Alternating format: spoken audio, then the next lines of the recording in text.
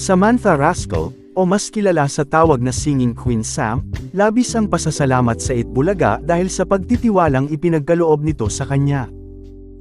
Taos-puso nga ang pag-abot ng pasasalamat ni Singing Queen Sam sa Itbulaga, dahil sa mga oportunidad na ibinibigay nito sa kanilang mga singing queens, na talaga namang nakakatulong para mas lalo pa nilang maipakita ang kanilang mga talent at kakayahan, at madiskubre pa ang mga bagay na pwede nilang magamit sa kanilang mga future careers. Hindi niya nga daw talaga sukat akalain, na mula sa pagiging manlalaro ng Pinoy Henyo, pagiging guest sa Babala Wag Kayong Ganon, at maging Sing It finalist, hanggang sa mapabilang sa mga singing queens.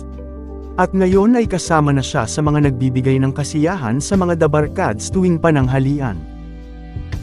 May son ako ng girl na kasing ganda ng mata mo dahil na ano ako nawala ako.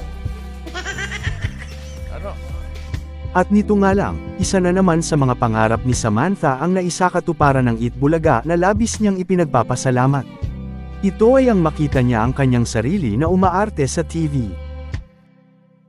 God makes everything happen at the right time. Isang pangarap na naman ang tinupad mo Papa G, you are so good. Noon, sa CR lang ako nagpa-practice paano umarte. Ngayon, nabigyan ako ng chance na may pakita ito sa TV, at nakasama ko pa ang ibang dabarkads na pinapanood ko lang noon. Salamat po sa lahat ng nagtitiwala sa akin, my family, supporters at lalong-lalo na po sa Itbulaga. Hindi po ako mapapagod magpasalamat sa lahat ng opportunities na binigay ninyo sa akin. I will always do my best.